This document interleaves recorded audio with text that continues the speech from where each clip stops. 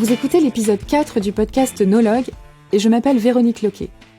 Dans cet épisode, nous allons parler de souveraineté numérique.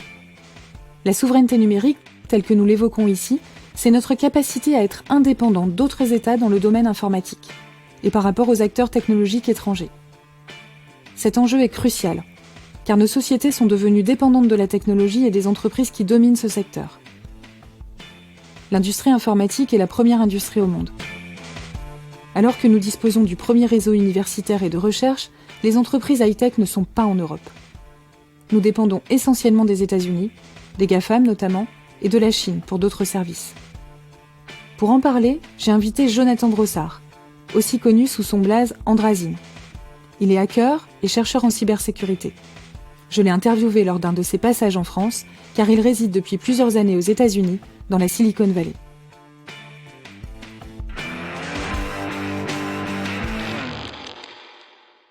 Avant d'aborder notre sujet sur la souveraineté numérique et la cybersécurité, tu comptes parmi les chercheurs en cybersécurité les plus en vue de la scène internationale. Est-ce que tu peux nous dire quel est ton parcours de hacker ? J'ai commencé le hacking quand j'avais 15 ans. Et en fait, c'était les premières fois où je touchais un ordinateur. J'avais pas internet chez moi, évidemment. En fait, le lycée où j'étais, la première fois où j'ai touché un ordinateur, le réseau s'est fait pirater par un virus. C'est pas moi qui l'ai écrit, hein. Le réseau s'est fait pirater par un virus. Et du coup, mes profs m'ont expliqué, ouais, c'est un code qui se propage tout seul. Ça a été écrit par un humain. Est-ce que tu veux regarder comment ça marche ? Et c'est comme ça que je suis tombé amoureux des virus, de l'assembleur et plus globalement Qu'est-ce que c'est, l'assembleur ? Du hacking. L'assembleur, c'est le langage avec lequel étaient écrits justement les virus. C'est un langage de programmation qui est très proche du matériel, ce qui permet d'écrire des virus tout petits et très efficaces. C'est aussi le langage qu'on utilise pour pirater des ordinateurs, pour être tout à fait clair. Donc les connaissances que j'ai acquises quand j'avais 15 ans, j'en ai bientôt 40, hein, et c'est toujours les connaissances fondamentales. Donc je remercie mes profs de l'époque qui m'ont orienté sur la mauvaise pente. Où tu te situes dans le monde cyber ? Alors en fait, quand on fait de la sécurité, c'est un rôle un peu particulier parce que on produit rien en soi, on produit de la confiance à terme, et c'est très difficilement mesurable par la plupart des utilisateurs. Par contre, ils le repèrent quand il n'y en a pas. C'est à la fois des jobs très qualifiés, et c'est pas un job d'ingénieur débutant, la cybersécurité. Il faut avoir de l'expérience en programmation, en réseau, il faut avoir une connaissance encyclopédique des attaques. Donc ça prend longtemps en fait pour devenir réellement bon en sécurité. Et en même temps, on est consulté par, on est courtisé par toutes les grandes entreprises mondiales quand on est un peu compétent. Moi, l'année dernière, par exemple, j'ai tous les GAFAM m'ont approché en fait, tous. Et si Jonathan est autant sollicité, c'est que les questions de cybersécurité ont inondé notre quotidien. Elles sont dans nos objets connectés, dans nos voitures, dans nos brosses à dents, dans nos pacemakers. Cette omniprésence de la technologie et du numérique dans nos vies pose de vraies questions de souveraineté. Quels sont les impacts de toute cette technologie, de tout ce connecté, pour les États, pour les entreprises et les citoyens que nous sommes? La société civile est quasi absente du débat. Lorsqu'on utilise des objets connectés tous les jours, on n'a pas forcément conscience de ce qui se joue avec les failles de ces objets, justement, des failles de sécurité. Est-ce que tu peux nous parler de ce sujet ? Ouais, c'est là typiquement qu'il y a des questions de gouvernance, quoi. C'est la question que tu poses est la bonne. C'est est-ce que c'est un problème au niveau des États ? Est-ce que c'est un problème au niveau des entreprises qui vont s'auto-réguler ou qui vont faire la loi parce qu'elles sont trop grosses ou parce qu'elles ont la compétence ou est-ce que c'est un problème de citoyens qui doivent demander des comptes soit aux États, soit aux entreprises ? Quand on parle de régulation et de maturité des process, c'est typiquement soit les industries qui essayent de s'autoréguler, soit les États qui essayent d'imposer des normes à minima pour qu'il n'y ait pas de problème de sécurité ou qu'il y ait des conséquences. Par exemple, c'est ce qu'on a fait, on a été les leaders là-dessus en Europe avec le GDPR, le Global Data Regulation, qui est en train d'être copié en fait dans le reste du monde. Le règlement obligatoire qui, à chaque fois que tu vas sur un site web, te demande ton autorisation pour avaler tes pour données. Utiliser tes données, ouais. Et avec un mécanisme où, plutôt que de te désinscrire, il faut ton consentement pour que tu t'inscrives, pour partager tes données marketing, tes emails, etc. Ça, c'est très pionnier, en fait, comme façon de faire. Et c'est un moment où, mine de rien, l'Europe a brillé, quoi. La France reste loin derrière la Chine ou les États-Unis en ce qui concerne le numérique. Quelques grandes entreprises européennes se démarquent, comme SAP, STMicro ou Dassault Systèmes. Mais d'après Jonathan, l'offre européenne est loin d'apporter une souveraineté numérique en Europe. C'est pas des boîtes énormes par rapport voilà, aux premiers players mondiaux qui sont tous soit américains, soit chinois, quoi. On n'a pas l'équivalent d'un Huawei, on n'a pas l'équivalent d'un Apple ou d'un Google. Et oui, SAP c'est pas mal, mais c'est pas de la même taille, quoi. Ça pose des problèmes de souveraineté à ton avis ? Ah bah absolument. Ça veut dire que nous on est très dépendants en fait du hardware, du matériel chinois et du logiciel américain complètement, quoi. C'est quoi l'alternative à un Microsoft ou à un Google ? C'est quoi l'alternative aux GAFAM en Europe ? On est complètement dépendant là, sur ces questions-là, quoi. On parle énormément de souveraineté numérique. Est-ce que ça veut dire qu'elle n'existe pas en réalité en Europe ou en France ? Eh ben, tu vois, quand on fait des réglementations du genre GDPR et qu'on fait plier les Américains et qu'ils sont obligés de changer la façon dont ils fonctionnent parce qu'ils peuvent pas ignorer l'Europe, on marque vraiment des points en termes de souveraineté. Tu crois qu'on pourrait produire à nouveau s'il y avait une volonté politique de... Mais on produit toujours. La question, c'est est-ce que nous, on va pouvoir monter en gamme et marier justement le numérique, le digital avec ce qu'on produit, ou est-ce que ça va descendre en gamme et ça va partir dans des pays où c'est fait à moindre coût, en Inde, aux Philippines, en Chine, les autres dragons en Asie, quoi. C'est ça la vraie question de souveraineté pour moi. Si on fait un parallèle justement avec la crise sanitaire du Covid, on s'est rendu compte qu'on ne pouvait pas protéger la population parce qu'on ne produisait pas de masques, ou en tout cas pas assez, et qu'on était dépendant d'autres pays. Est-ce que finalement on peut se dire la même chose sur l'informatique ? Ça nous rend... dépendants économiquement et même politiquement par rapport à notre souveraineté ? Il y a des arguments que tout le monde comprend qui sont des arguments de coût économique, mais en fait, une politique de gouvernance, elle prend ça en compte, quoi. Et à chaque fois que l'Europe crée des standards ou qu'on dit vous pouvez pas importer tel produit s'ils répondent pas à telle norme, c'est un acte de gouvernance. Il faut arriver à créer une politique qui prend en compte et le risque et la réalité du coût de production.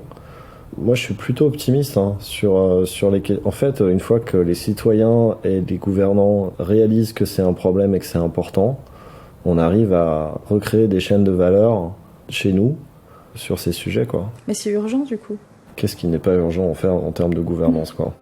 Si les choses évoluent, pendant des années, nos dirigeants européens semblent s'être accrochés au monde d'avant, comme s'ils n'avaient pas vu arriver la révolution numérique. La puissance des réseaux sociaux, Facebook avec ses 3 milliards d'utilisateurs actifs, l'émergence des plateformes comme Uber ou Airbnb. Nos fleurons industriels européens dans l'automobile et dans la chimie sont restés une priorité, alors que la troisième révolution industrielle a déjà totalement bouleversé la société et son économie. Aujourd'hui, la dépense mondiale en informatique pèse plus de 4200 milliards de dollars. Elle est désormais la première industrie au monde. Avec l'IIoT, on parle de 4e révolution industrielle.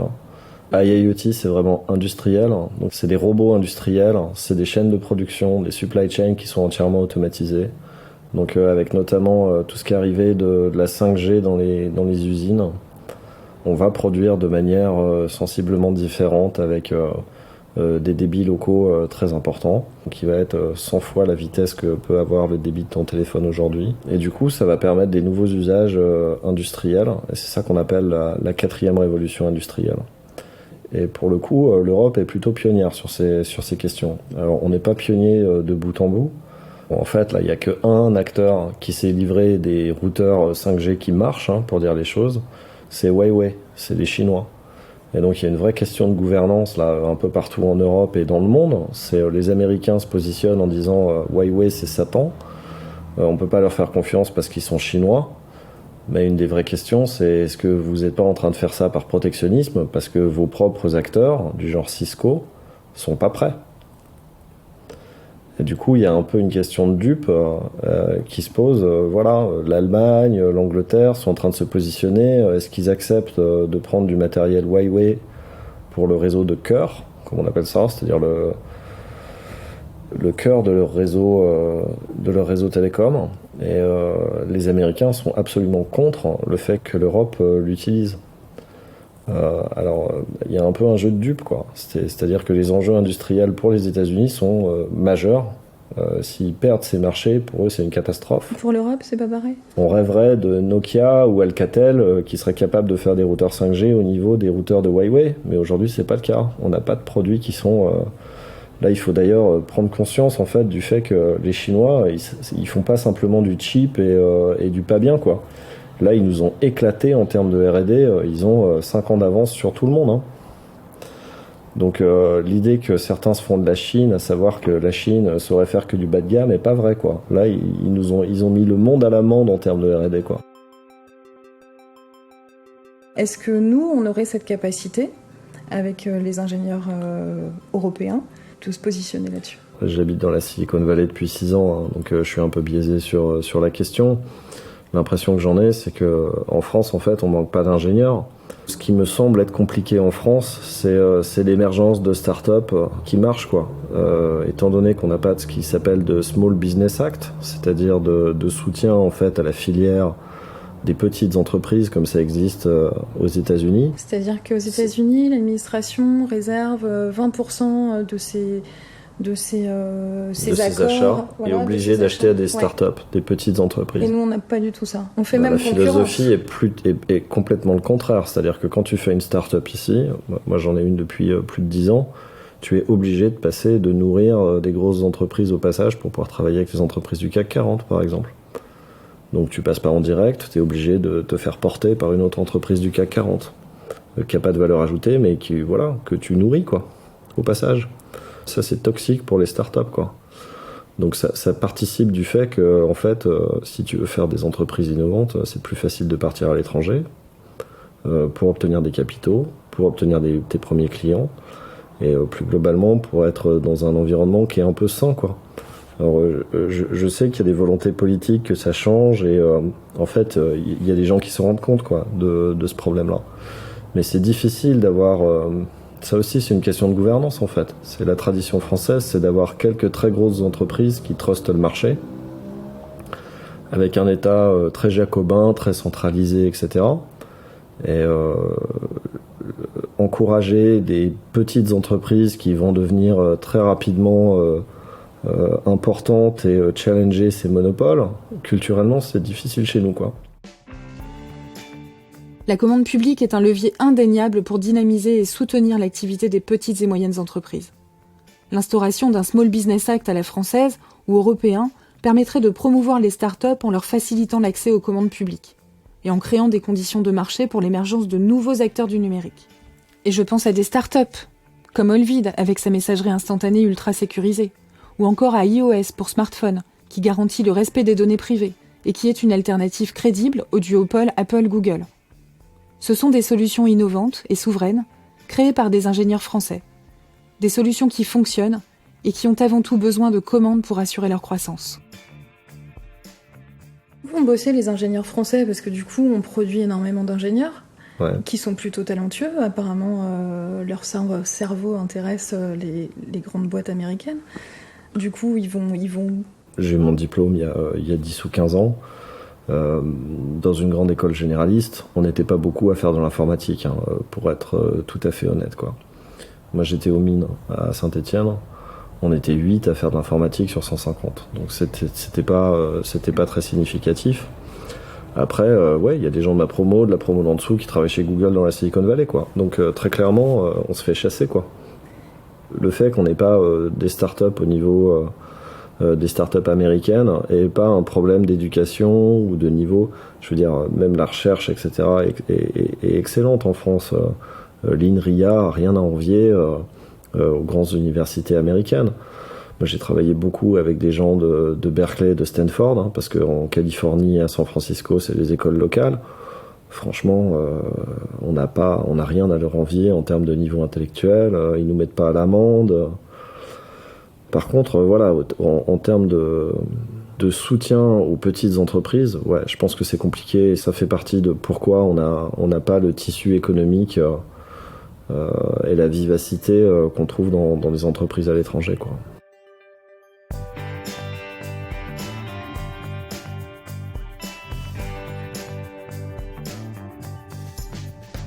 Est-ce que tu penses qu'avec le numérique, notre modèle de société et nos valeurs sont en danger ? On n'a pas parlé des vrais problèmes, hein. Le vrai problème de gouvernance, c'est est-ce qu'on fait confiance aux Américains, quoi. On a quand même eu avec donc le lanceur d'alerte qui s'appelle Snowden, qui a déserté de la NSA en emportant avec lui toutes les présentations PowerPoint qui existaient dans la NSA, puisqu'en fait il était administrateur SharePoint, donc il était administrateur de toutes les présentations PowerPoint. Il a piraté les serveurs PowerPoint et il est parti avec toutes les présentations, donc plus de 20 000 documents.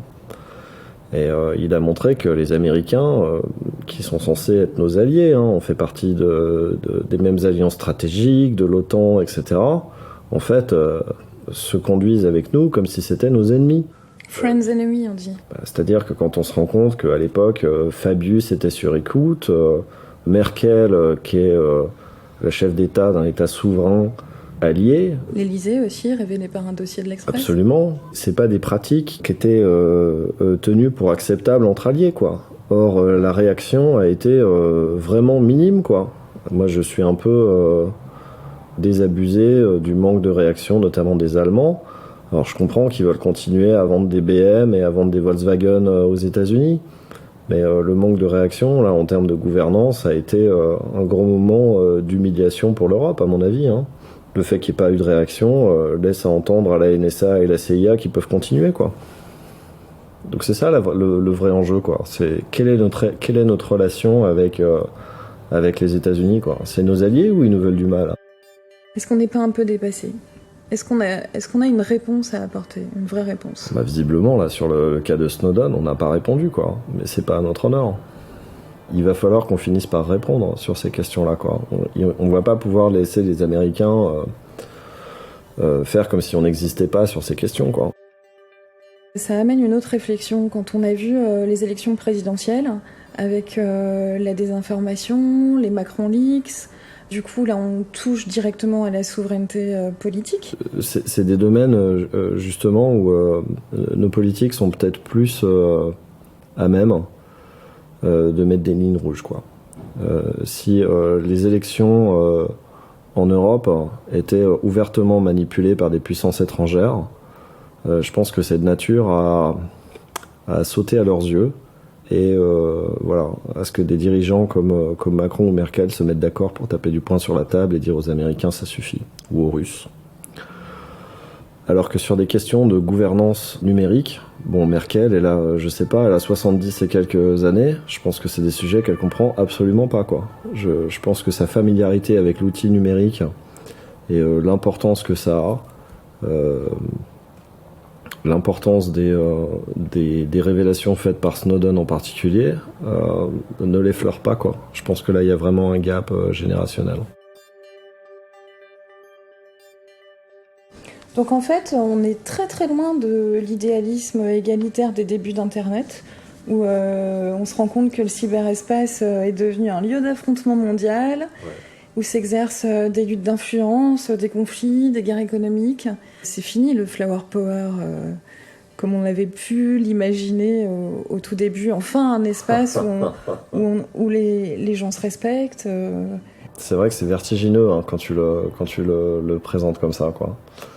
Je pense que ça a été quand même pas mal anticipé par notamment des gens qui, dès les années 80, pensaient que le fait de faciliter les échanges chiffrés entre citoyens, sans que les États puissent les lire, allait amener à des révolutions politiques. C'est ce qu'on appelle l'idéologie cypherpunk, et ça date de 1984, donc c'est pas complètement nouveau. On est en train d'en voir une certaine... Ça a été décrit, quoi. Ouais, en anticipation. Ça a été anticipé, ouais. Je crois que c'est 84. Il faudrait vérifier l'email pionnier sur la question, mais il me semble que c'est ça. C'est de toute façon avant la fin des années 90. Et ouais, on voit qu'effectivement, il y a des citoyens qui s'organisent aujourd'hui sans demander la permission aux États parce que ces nouveaux outils le permettent. Et que ça fait partie des enjeux. Quand on voit le FBI qui demande à Apple de mettre des backdoors dans leur téléphone pour faciliter le fait que l'État américain puisse regarder ce que font les citoyens. Alors des backdoors, faut expliquer, hein, c'est une porte d'entrée en fait pour espionner. Voilà, en fait là ce qu'ils leur demandent c'est sur des téléphones modernes et avec les applications de messagerie modernes qu'on a, si toi et moi on se parle sur Internet, les États peuvent pas le voir. Et ce qu'ils demandent à Apple en l'occurrence, c'est de leur permettre de voir tout ce qui se passe sur tous les téléphones de la planète. Voilà, c'est ça qu'ils veulent. Tu crois pas que c'est déjà le cas ? Non, je pense pas que ce soit le cas. Si tu utilises les applications qui vont bien, etc. Enfin, ils se plindraient pas s'ils arrivaient à tout faire, quoi. Je pense qu'une des vraies questions aussi, c'est même si techniquement, en fait, on leur donnait ce flux-là, le traité devient très problématique vu la quantité de données qu'on s'échange. C'est-à-dire que si on s'échangeait à l'époque 3 télégrammes par jour, ça demande peut-être pas quelqu'un à plein temps de regarder tous les messages que je t'envoie et que tu peux m'envoyer le long d'une journée, quoi. Si on passe notre temps à communiquer toute la journée, toi et moi, ça demande une quantité de traitement beaucoup plus importante. Et à partir du moment où on passe nos vies à communiquer sur Internet avec un nombre croissant de personnes, le traitement de ces données devient un vrai problème, quoi, pour les États. Ouais, donc en fait, on a fait émerger de nouveaux acteurs qui ont la maîtrise de ces données aujourd'hui. Et du coup, c'est difficile de rivaliser. Si on veut conserver une capacité d'autonomie, d'appréciation, de contrôle, de décision, d'action, est-ce qu'aujourd'hui, on se rend compte que voilà, cette souveraineté, toi tu dis que t'es positif, mais elle dépend on est dépendant de plein de paramètres. Là où c'est assez paradoxal, c'est tu t'attendrais à ce que des questions de souveraineté de la sorte relèvent uniquement des États, quoi. Or, les questions qui sont dans l'air du temps, c'est est-ce que Facebook va arriver à supprimer les posts ou les vidéos qui sont à caractère raciste, qui incitent à la violence ou illégaux dans certains pays. Et c'est intéressant comme des questions qu'on devrait penser de souveraineté nationale sont dévolues en fait uniquement à l'échelle de quelques très grosses entreprises. Qu'est-ce que ça veut dire pour... est-ce que nos libertés individuelles dépendent de choix éditoriaux de Facebook, quoi ? On en est là. Ouais. Et c'est un peu une prise de position que de dire que the leader of the free world dissémine de la désinformation, quoi. Alors là, on a Siri qui se met en route pendant cette interview. Qu'est-ce qui se passe ? C'était flippant, ça. On parle de Trump et il y a Siri qui se met en route. Exactement. Donc tu peux nous expliquer cette affaire, parce que je suis sûre qu'il y a plein de gens qui se posent des questions sur ce genre de choses qui t'arrivent. Le fait d'avoir... Ton téléphone est posé à côté de toi et puis ouais. Siri se met en route. Alors je pense que tout ce qui est Siri, Amazon Echo, Google, en termes de potentiel de fuite d'informations et de maîtrise de tes informations chez toi, parce que c'est à ça que servent ces outils, c'est une hérésie. Moi j'aurais jamais ces trucs-là chez moi, très clairement.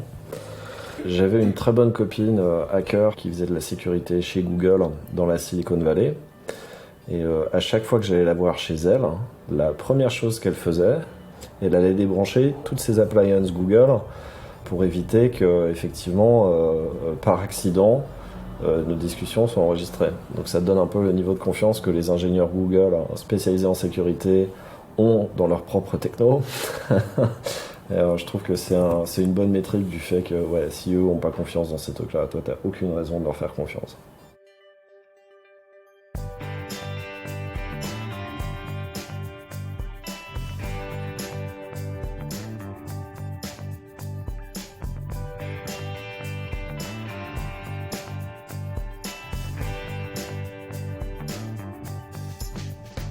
Il faut éduquer et former à l'éveil, à la conscience numérique, en fait, à la sécurité même. Je pense que c'est une bonne idée, ouais.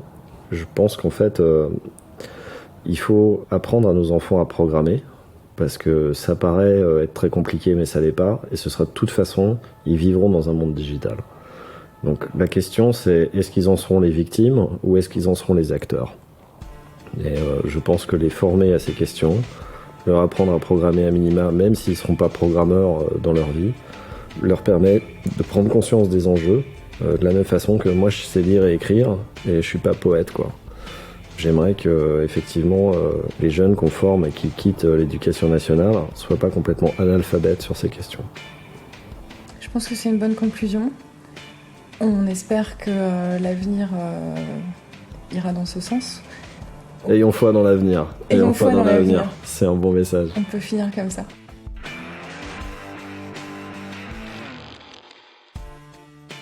Depuis cet enregistrement, le leader britannique ARM, un fabricant de processeurs qui fournit de nombreuses marques comme Samsung, Apple ou Qualcomm, a été racheté pour 40 milliards de dollars par l'américain Nvidia. C'est une pépite européenne de plus qui part rejoindre le monopole tech outre-Atlantique. La prise en compte de ces enjeux au niveau européen est tardive. Cela impactera notre société sur le long terme, avec des risques majeurs, comme la surveillance de masse révélée par l'affaire Snowden, le scandale Cambridge Analytica, ou encore le système de notation des citoyens chinois, qui évalue les individus avec un impact direct sur leurs droits et leurs libertés fondamentales. Ce jeu déséquilibré peut mettre à mal notre économie, mais aussi nos valeurs et notre modèle social. Vous venez d'écouter une interview de Jonathan Brossard sur les enjeux de souveraineté numérique dans ce 4e épisode du podcast Nologue. Je m'appelle Véronique Loquet, je suis productrice de ce podcast, Laurent Guillet a composé la musique et Éric Grivet a réalisé l'illustration. Suivez Nologue sur Twitter, @nologuepodcast tout attaché. Vous pouvez laisser des étoiles et des commentaires si cet épisode vous a plu, c'est comme ça que ça marche.